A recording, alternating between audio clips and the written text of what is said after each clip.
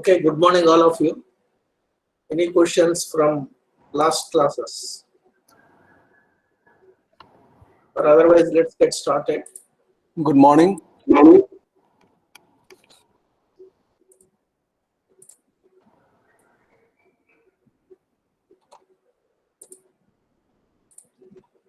So we are currently looking at the design and analysis of reinforced concrete flexural members. And we looked at these rectangular sections. All these briefly outlined in Annexure G of IS 456.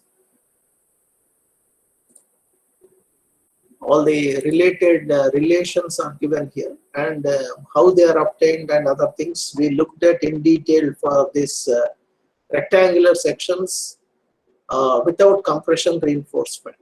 In today's class, we'll be looking at sections with compression reinforcement, or when you have a doubly reinforced section, how to do analysis as well as design. Here, briefly, how to calculate, how to estimate the how to estimate the amount of steel in compression as well as in tension, given the moment that is coming on the beam. Those details are given here. You can go through it. Okay, all of you, I suggest you should have IS 456 with you. Otherwise, the lecture is not going to be effective. Okay, so let's go through this. Sections with compression reinforcement, where the ultimate moment of resistance of section exceeds the limiting value. So whatever the moment that is coming on your flexural member, if it exceeds the limiting value is corresponding to the balance section. Okay, MU limit. Compression reinforcement may be obtained from the following equation. So whatever balance, what is the difference between the moment that is coming on the beam and between that and the moment of resistance of a balance section? You find the difference. So we need to provide additional steel both in compression as well as in tension to take care of this additional moment.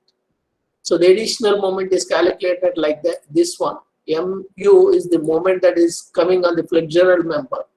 And if it is a balance section, MU limit is its capacity. So the difference is going to give you an idea about what is the additional moment for which you need to provide the compression steel as well as additional tensile steel. And so this is the additional moment, and it is equated to FCS or FSC. FSC is nothing but stress in steel, compression steel, stress in the compression steel, which can be obtained from the strain values. Okay, we'll discuss in detail what is this and other things in today's class. So FSC is the design stress in compression reinforcement corresponding to a strain of this one. So for a balance section, you know what is XU max in page 70 of IS 456. XU max divided by D for various types of steels, that is given. Or you can make use of the equation based on properties of similar triangles from the strain distribution for a balance section. So this XU max for a balance section, once you have an idea about it, depending on the type of steel that you are adopting, then you can, if you know this D prime is nothing but the distance from the top to the level of the centroid of the compression reinforcement. Here, T prime is nothing but depth of compression reinforcement from compression phase. So, using this relation, you get the strain value at the level of compression steel. Using the strain value at the compression steel, you need to go to stress strain curve for corresponding steel. If it is mild steel, what is the stress strain curve? You have an idea about it. We'll go through it once again in today's class. Fe 415, Fe 500. So whatever the grade of steel may be, depending on the strain value at the level of compression steel, you read from that using that strain value, you read from the corresponding stress strain curve and get what is the stress in the steel, design stress and compression reinforcement, which is going to depend. So this value is going to depend on your D prime. That you need to keep in mind. Okay. So anyway, rest of the quantities are described. XU max is nothing but limiting value of XU, which can be obtained from page 70 of IS 456. ASC is nothing but area of compression reinforcement.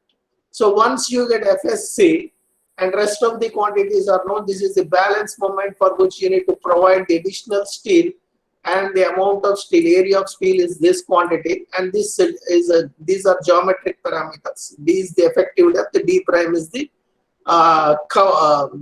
distance of the compression reinforcement from the compression phase.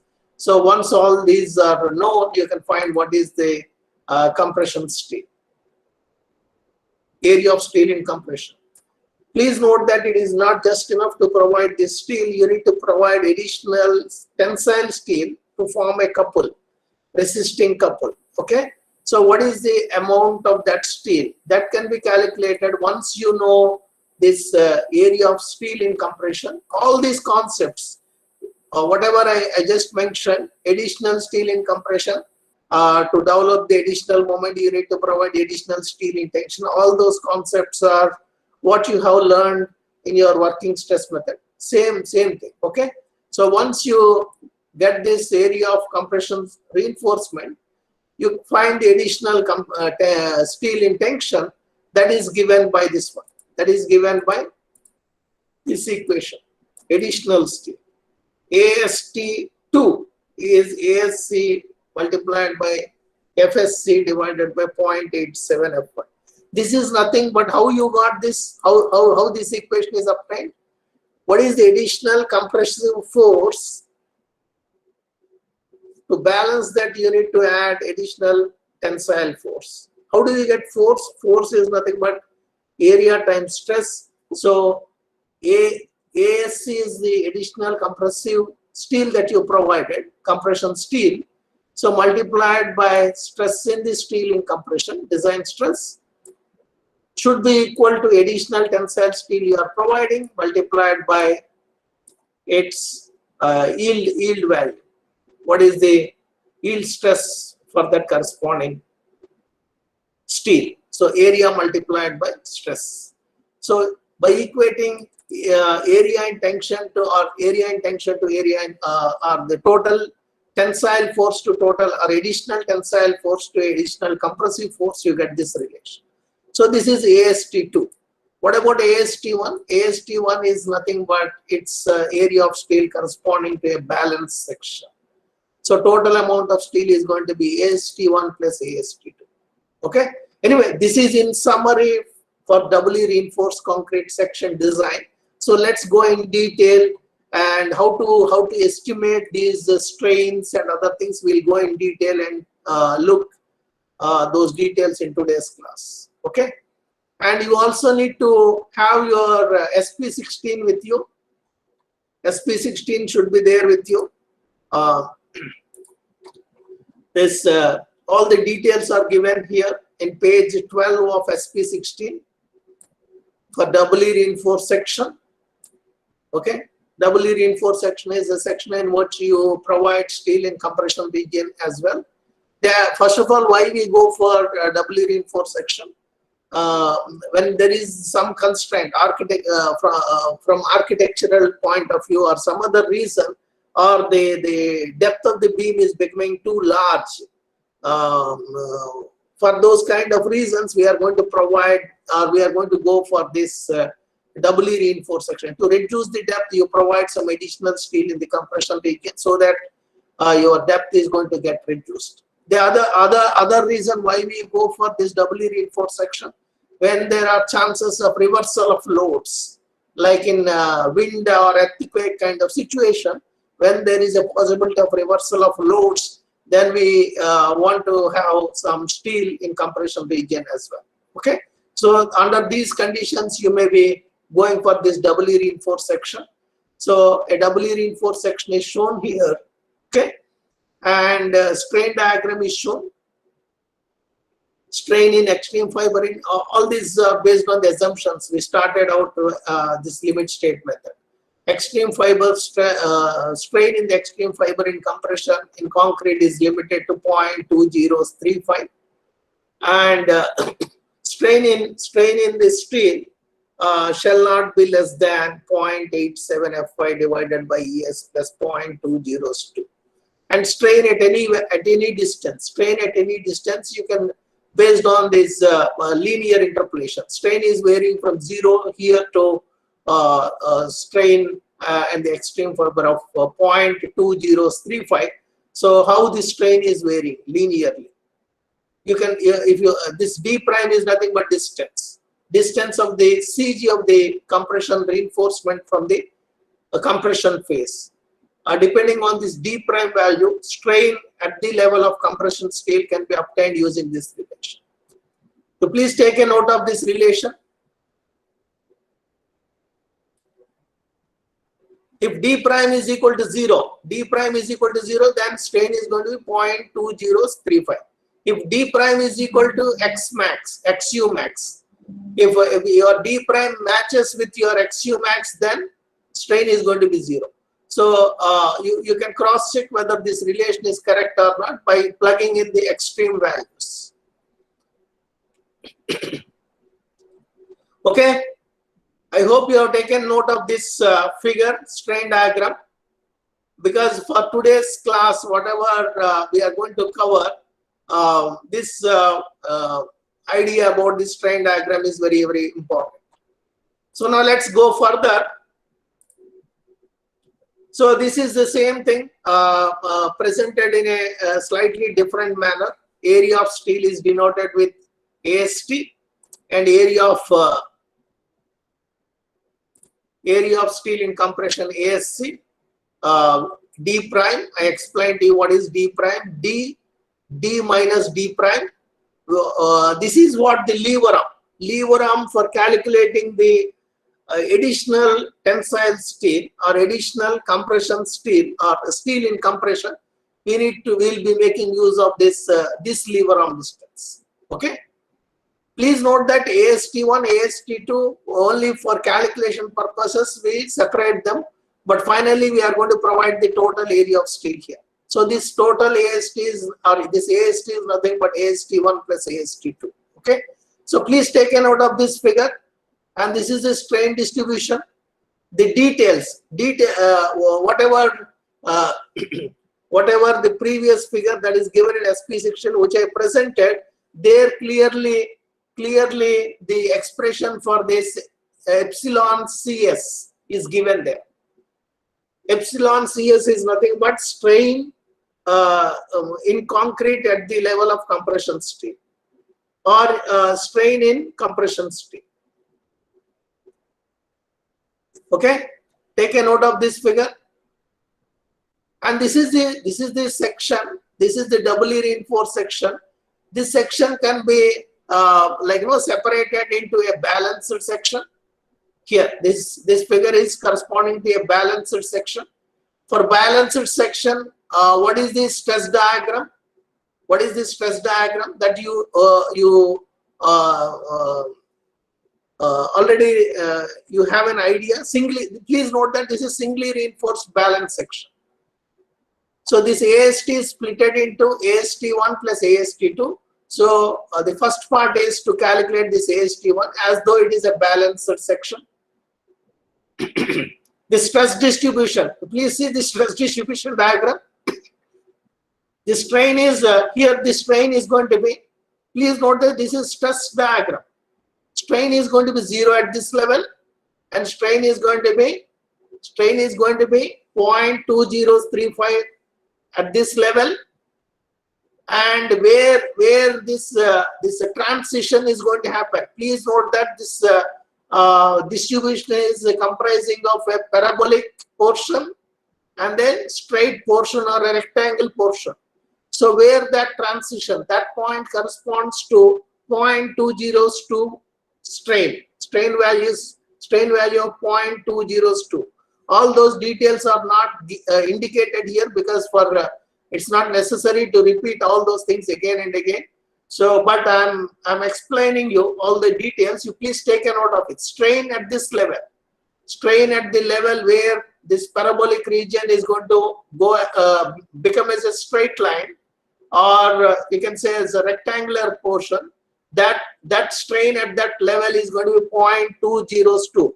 For today's class, these salient points are very, very important, okay, to understand, because all our FSC, stress in the compression steel, and FCC, stress in concrete at the level of compression steel, all those are going to depend on the strain distribution and stress distribution, okay. So strain at this level is going to be 0.202. And what is going to be your rectangular portion? What is going to be the length of rectangular portion? For a balance section, you already noted it. Please note that whenever there is a break, you need to, it's not that break is for but at the same time, you need to spend some time and revise the concepts, okay? Don't come with a, freshly, without revising. If you come, it's very difficult. Anyway, here, the strain is going to be 0.202. Strain here is going to be 0.2035. Strain is 0 here. So this length of rectangular portion is going to be what? 3/7 XU max. And what about the parabolic portion length? It's going to be 4/7 XU max. Please make a note of all those salient points. What is 3/7 XU max? Please quickly tell me what is that value. That value is very important and it has some significance in today's lecture. Okay, what is the 3/7 XU max? What is 3/7 XU max? Quickly tell me.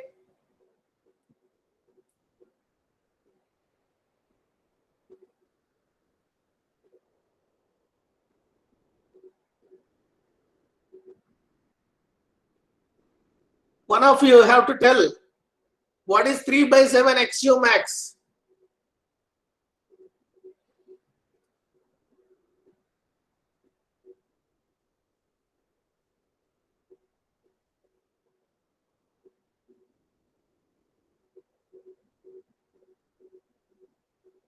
Huh?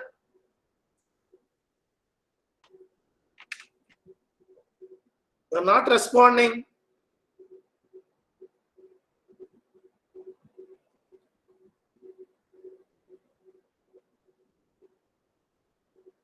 Are you there? What is 3/7? 0.428. Please make a note of it and round it off to the second significant digit, and you tell me that. Second significant digit. 0.43. Okay, that 0.43, that value is very, very important. Okay, keep that in mind. So that is the distance. That is the distance or the length of this rectangular portion. 0.43 XU max. And what about this parabolic portion? It's going to be 4/7 XU max. Okay, so those points you keep in mind, and then we'll proceed further. And before that, now just somebody told me that it is 0.43 XU max. So the rectangular portion is 0.43 XU max. Over the rectangular portion, what is meant by this rectangular portion? Stress is constant. Stress value over this portion is going to be 0.447 FCK or 0.45 FCK if you round it out to the second significant digit. So the distance, you can see here, if the strain value is between 0.202 or your D prime value, sorry, here this D prime is there. D prime is the level at which the compression reinforcement or the distance from the CG of the compression reinforcement to the compression phase. If this D prime lies over a distance of over a distance of 0.43 XU. XU max, 0.43 XU max. If your D prime is within this portion, strain is going to be, depending on the level, strain is going to be varying between 0.202 and 0.2035. What about stress? What about stress? Stress is going to remain constant. Stress is going to remain constant, 0.447 FCK. Stress in concrete. Stress in concrete at the level of compression reinforcement. And that is denoted with FCC. FCC is nothing but stress in concrete at the level of compression reinforcement. That is going to remain equal to 0.2447 FCK. 0.447 FCK as long as D prime is less than 0.43 XU max. So that is what is written here. Please take a note of this one. As long as D prime is less than or equal to 0.43 XU max, FCC is nothing but stress in concrete at the level of compression reinforcement. Stress is going to be 0.447 FCK. And where this is coming from, where this relation is coming from, it is coming from the stress diagram. Please, you have to be more interactive, understand? And now, here, this is the resultant compressive force for a balanced section, CU1, and corresponding tensile force is CU2, TU1, sorry, TU1. And CU1 and TU1. How do you get CU1? What is the value of CU1? You already know it. It's 0.36 FCK XU max multiplied by B. And what is TU1? TU1 is nothing but AST. 1 is the area of steel. 0.87 FY AST1. That is TU1. Please take a note of all that, okay? And this entire section, this doubly reinforced section is splitted into a balanced section plus a section with additional reinforcement. Please note that here it is written, shown as a solid section. Here, sorry, with a solid line, this is shown. Whereas here it is shown as a dashed line. Actually, this is like an imaginary thing, imaginary part which comprises of only compression steel as well as additional tensile steel. So how do we get this additional compressive steel? You need to know the balance, the moment, the difference in the moment that is coming on the beam, and which the moment which this balance section can take. If you know that, you can find what is this ASC. And if you know, let's assume you already found ASC, and how do we get additional resultant compressive force? That is denoted with CU2. CU2 is nothing but, because of this compression reinforcement, what is the additional compressive force that is going to be generated? So if this steel that is provided in compression is ASC, ASC multiplied by stress in steel in the compression, stress in steel in compression. So ASC multiplied by FSC, and also there is a small correction here. 1 minus FC is there. Why this 1 minus FC? Sorry, 1 minus FCC. Why this 1 minus FCC is there? Because when you are providing this compression reinforcement, you are replacing some amount of concrete. How much area of concrete is being replaced or displaced? It is going to be same as area of steel. So area of concrete that is displaced multiplied by stressing concrete at the level of compression reinforcement, that is going to be the additional force that needs to be subtracted. So this is going to be your additional compressive force that is generated because of this compression steel. Any questions here? And this is the additional steel that is provided. What is the additional tensile force that is generated because of this additional tensile steel? Area of steel multiplied by 0.87 Fy. So total tensile force is going to be Tu1 plus Tu2. Total compressive force is going to be Cu1 plus Cu2. Okay.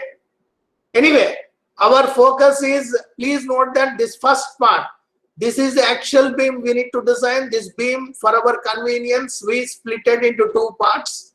One is as though it is a balance section, and the second part is only the additional steel in tension and compression that we need to provide to take care of the balance moment.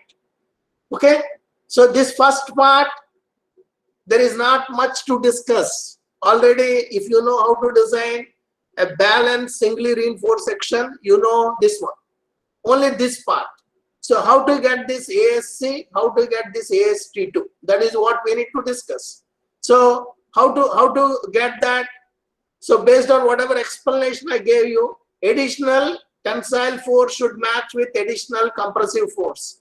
Based on that, you are going to get the first relation that is given here.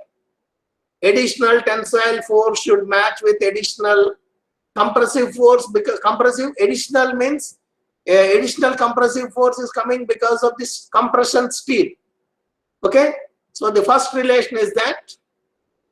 And what is the additional moment that is generated?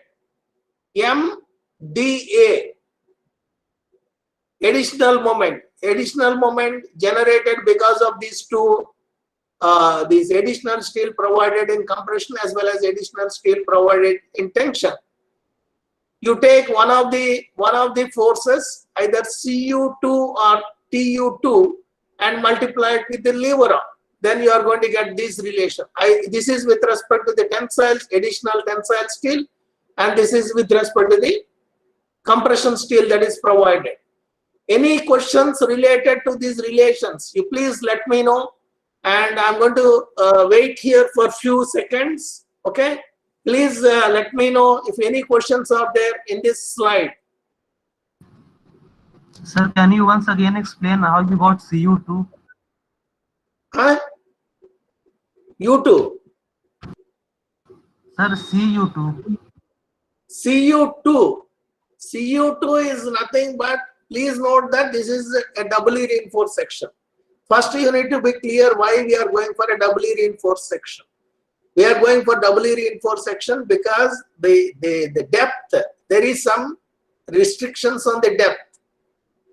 So the depth is reduced. So the amount of this concrete in compression,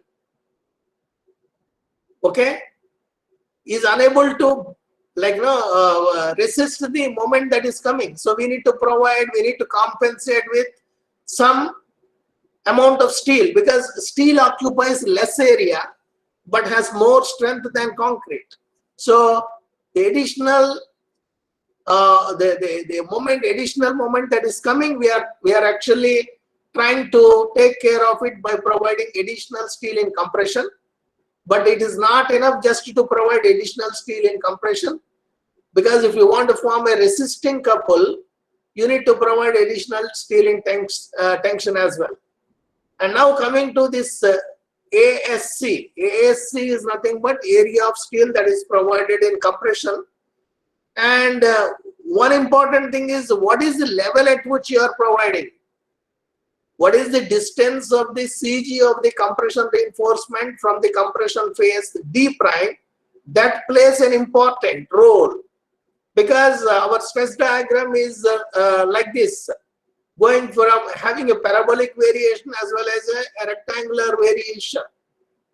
So if D prime is falling in this region, if D prime is falling in this rectangular region, which corresponds to 3/7 XU max, as long as D prime is less than that, then stress in concrete at the level of compression steel is going to be same as 0.447 FCK.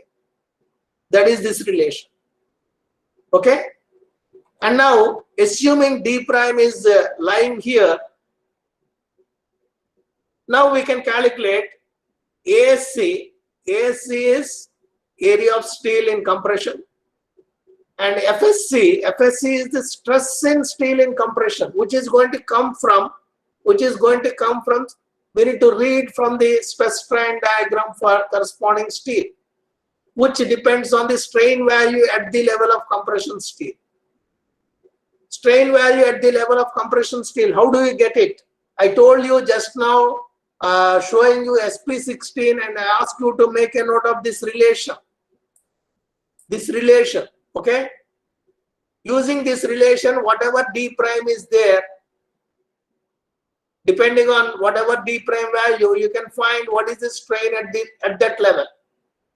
So once you get strain, you can calculate, or you can read from the stress strain diagram what is this FSC. So that is how you get this FSC. And what about FCC? FCC is nothing but, already we noted, as long as this D prime is less than 0.43 XU max, FCC is going to be same as 0.447 FCK. Any questions here? Sir. Yes. Sir, in the IS code it is mentioned that additional moment is FSC, ASC, D minus D prime. But here you have written, sir, in the IS code. Sir, in the IS code. Yes. In the IS 456, sir. Sir, it was mentioned that mu minus mu limit is equal to FSC, ASC, D minus D prime. Where? This Sir, one. in the IS code. IS code. This is IS code. Yes, sir, sir. Here one equation is written, mu minus mu limit. Yes. Yes, sir, that equation, sir. No. You see, this equation is, you find the balance moment. Okay? You find what is the moment, additional moment, which you need to take care of. This is mu minus mu limit is nothing but MDA here. Yes, sir, but the equations are different, sir, because here ASC. Okay. This equation yes, is FSC, ASC. This is D minus D prime. Okay, and here same thing. ASC. Here this equation, second equation. This equation is nothing. Actually, in the code, they have done an approximation. The stress in the concrete is one order less than the stress in the compression steel, and hence they have dropped that term FCC. Okay, this one you are asking. No, yes, you sir, see, if you want actually precisely, here the concrete that is actually displaced, that is also accounted here. And because the amount of area of steel is going to be very, very small, but steel is having more strength than concrete. That's why even if the area of steel is less, its total force it can resist is going to be more. But corresponding area of concrete, even if you miss or even if you include it, it's not going to make a difference. That's why, for convenience purpose, if you want precisely this equation, if you want to write it accurately, you need to write it like this way. Okay? Any other questions? Anyway, good observation. I'm happy because he is closely following. Any questions? Any questions here? Whatever I mentioned, D prime, I mentioned here, this one, this relation, is it clear? How this relation is obtained? And if this is clear, I want you to do a small, this one here. You divide both sides here. Please take a note of this equation. D prime should be less than or equal to 0.43 XU max. If that condition is satisfied, FCC is going to be 0.447 FCK. And now what I want you to do is you take this relation, you divide with D on both sides. Divide with D on both sides. D prime divided by D is less than or equal to 0.43 XU max divided by D. Okay? And what is XU max divided by D? Go to page 70 of IS 456. What is XU max divided by D for mild steel? Fe 250.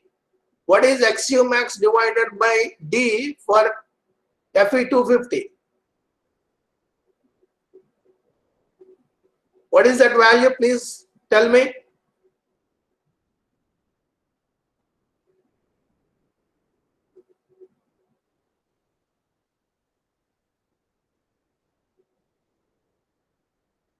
Quickly.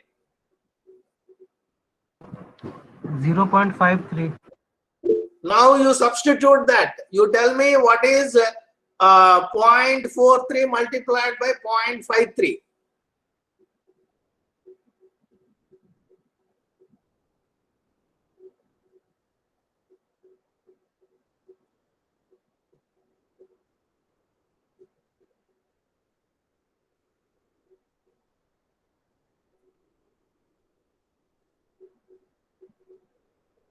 Point 0.43 multiplied by 0.53. 0.2279. That you keep a note of it.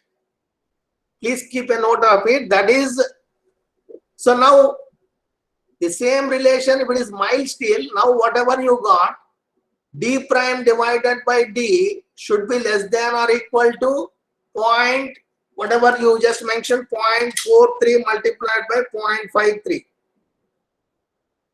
0.43 multiplied by 0.53. That is 0.22 something is there, 0.227, or you instead of 0.43 you take it as 0.4, and then other one instead of 0.53 you take it as 0.5. Okay, if that is the case, as long as D prime divided by D is less than 0.4 multiplied by 0.5. That is 0.2. As long as D prime divided by D is less than 0.2, less than or equal to 0.2, for mild steel, if the steel is mild steel, if steel is mild steel, then FCC is going to be 0.447 FCK. Is this clear? So now you try the other steel, Fe415. What is XU max divided by D?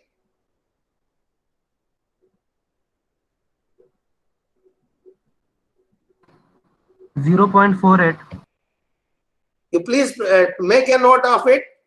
0.48. Now you multiply 0.43 and 0.48.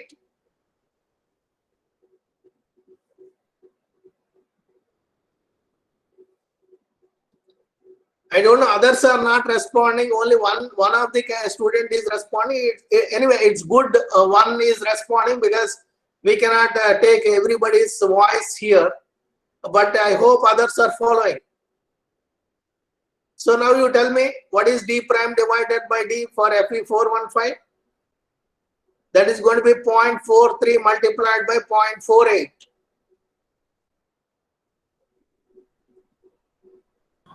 What is that value? 0.206. Huh? 0.206. Okay, forget about that. You round it off to the first significant digits. It's going to be 0.2. Okay? D prime divided by D, even if it is Fe415, FCC is equal to 0.447 FCK. Now you try the other one. Fe500, what is XU max divided by D? It is 0.46. So 0.43 multiplied by 0.46.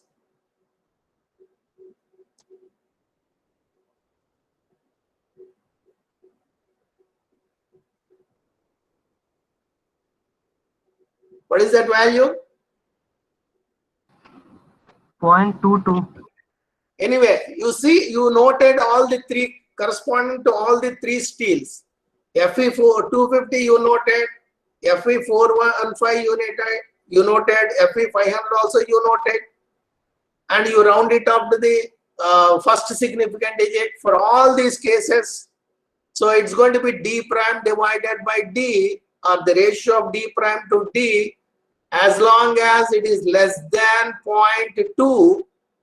Then we can safely assume or safely take, it's not assuming, okay, safely take stress in concrete at the level of compression steel as 0.447 FCK. Is that clear? You just keep a watch on this D prime divided by D and then see whether that is less than 0.2 or not. If that is less than 0.2, then stress in concrete at the level of compression steel can be taken as 0.447 FCK. Okay? And what about FSC? FSC you need to read from the stress strain curve for corresponding steel. Anyway, we spent enough time on this because this is very important concept. Any questions here? Any questions? So let me proceed further. So that is what is explained here. Whatever I told you orally, let's go through it. Let's read this. For mild steel, we know Fy is equal to 250 MPa. Stress strain curve looks like this. Stress strain curve for mild steel looks like this one.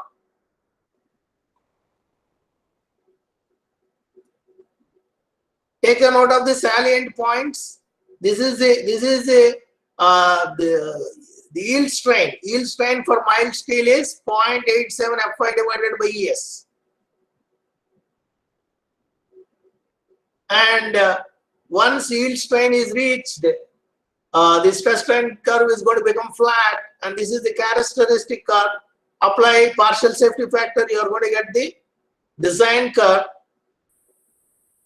Okay, and just now, please note that here, depending on your D prime value,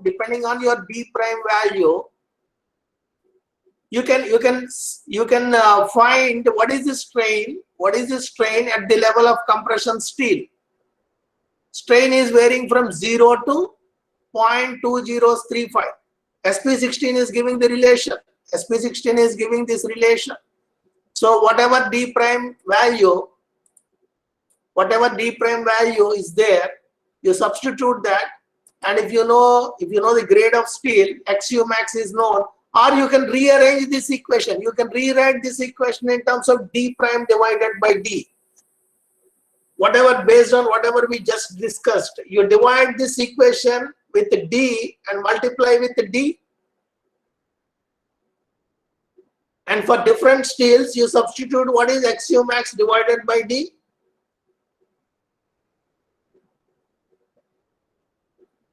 Then you can get a relation. Depending on the D prime value, you can find the strain value. Once you get the strain value, you go to the stress strain curve. For mild steel or HYSD or this Fe415 or Fe500. Once the strain at the level of compression steel is known, you find what is the stress value. Okay, so this is how you need to find FSC. So now let's read this, what it is written.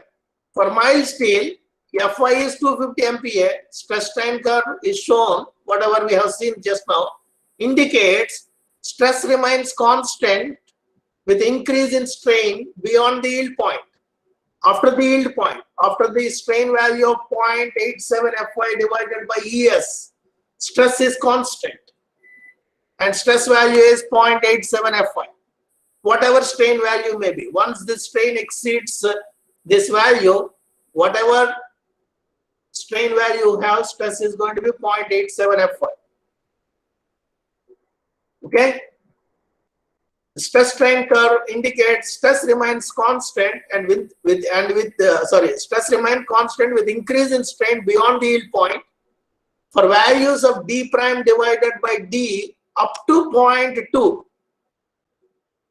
This is for different grade, even for FE415, FE500 also this is valid, because when you round it up to this first significant digit, it's going to be only 0.2.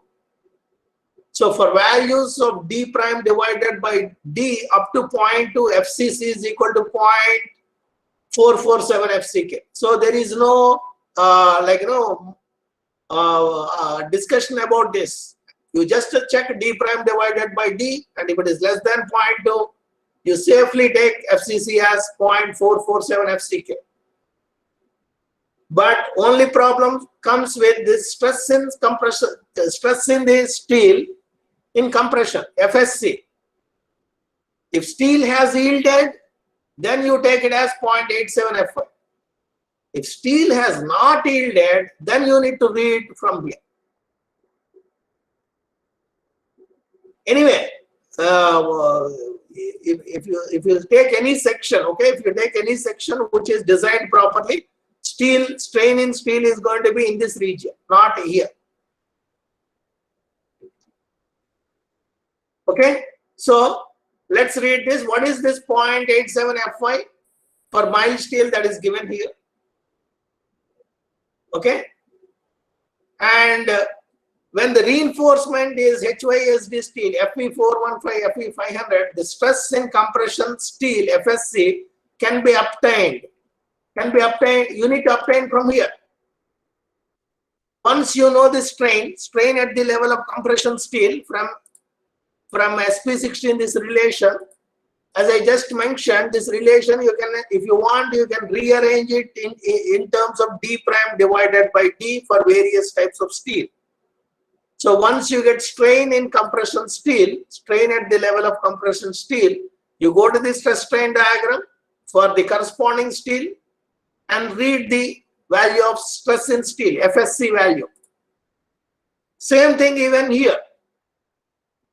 But as long as steel yields for mild steel case, as long as strain in steel exceeds this value, you can take stress in steel as 0.87 Fy. Any questions here? But for each time we will not be able to do all this reading from this stress strain curves. Code is actually nicely tabulated in SP16 table F. Read this one. Please note that this topic, I think it takes more than a day or more than 2 days for discussion. But I want to make sure all of you are following this. That's why I'm spending enough time on explaining in detail. Okay. So now let's see this table. What is this F? Table F in SP16 is giving you stress in compression reinforcement, for doubly reinforced beams for 2 types of steel, FE415, FE500. Why FE250 is not included, mild steel is not included here? Because for the strains that are going to come, obviously steel is going to yield. Once steel yields, you can take stress in mild steel as 0.87 Fy directly. Whereas for the other steels, the stress strain diagram is slightly different with no definite yield point. That's why some values are tabulated here. You see how these values are tabulated. The stress in compression reinforcement FSC in Newton per mm square, and that is going to depend on your grade of steel or type of steel, whether it is FE415 or FE500. And what else it's going to depend on? It's going to depend on d prime divided by d. Why it is d prime divided by d? Based on whatever explanation I gave you here. Strain in compression steel, you can rearrange this for different types of steels in terms of d prime divided by d. You do that. If you have this SP16 with you, you can annotate it. You can annotate either even in the soft copy. You can add a text box and write explanation for that. Okay. So you rearrange this equation and express in terms of d prime divided by d, and for different two types of steel, Fe415, Fe500, you get this strain value at different levels of d prime divided by d. And once you get the strain values, you can read from the stress strain curve and get the stress values. So that all that homework is already carried out for you by somebody else. They're tabulating here for few of the d prime divided by d. And what about the missing values? If your d prime divided by d falls in between, you can linearly interpolate. Okay? Any questions here? You need to spend some time understanding all this. Okay? And I just showed you only SP16 is giving only at few points, or few d prime divided by d ratios. What are the values SP16 is giving? D prime divided by d is equal to 0.5, d prime divided by d is equal to 1. All these bolded quantities are what are given in the SP16 table F just now, whatever I showed you. But if you want intermediate values, some authors of some textbooks, they have done that homework for you. They went through and then tabulated all the values for the remaining missing quantities. Here, they from the source where I have taken d prime divided by d varying from 0.04 to 0.12. Those values for those d prime values, 0.04 to 0.2015. D prime divided by d between this value and this value, all the for different steels. But Fe250, you can see here, Fe250 always whatever the value of d prime divided by d, it is always equal to 0.87 Fy. You just find what is 0.87 times 250. That is going to be same as this one. That is the reason in SP16 table F this is not actually tabulated, because anyway it's going to be constant. For the two remaining steels it is tabulated. In SP16 it is tabulated without any digits after the decimal point. They round it off to the nearest integer. Okay. So this is how you find FSC. And you already know what is this FCC, okay? And FSC, how to get FSC? This is the relation. You find the strain in steel at the level of compression reinforcement, and this is what is given in SP16. This is what is given in SP16 in rearranged form. In SP16, it is written as 0.2035. multiplied by 1 minus d prime divided by XU max. This is same as that one. This relation is same as whatever is given in SP16. This one. Okay. Once you get this strain at the level of compression reinforcement, strain at the level of compression reinforcement is going to be same as strain in concrete at the level of compression reinforcement. So please take a note of it. Epsilon SC is going to be same as epsilon CC. Otherwise, compatibility will not be there. Bond will not be there. And they are going to act independently. We are assuming there is a perfect bond between steel and concrete. So strains are going to be same. Stress is going to be different. So once FSC is known, you can go to stress strain curve, or you can go and see this kind of table, or you can go to SP16 table F and find what is FSC value. Once you get FSC value, okay, you can even cross check this relation for doubly reinforced section. And what is the relation relating the neutral axis? How do you get neutral axis depth? Equating total compressive force to total tensile force. That is this relation. And please note that in doubly reinforced section, there is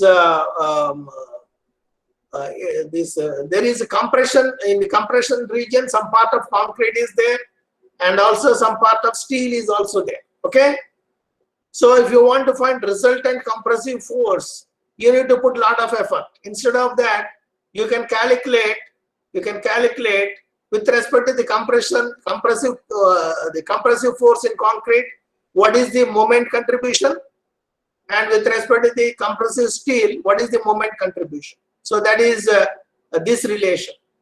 We'll discuss more detail in tomorrow's class. Okay. What I suggest is you please take a note of it. These two equations we'll discuss in detail in tomorrow's class.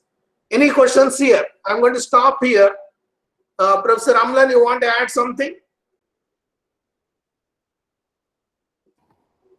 The approach of making XU is equal to XU max is to utilize the concrete as much as possible. It need not be that XU has to be equal to XU max, but it is recommended in the design so that you utilize the concrete in compression to the maximum possible extent and then provide some additional compression steel. Okay. Any questions? Okay, let's meet in tomorrow's class.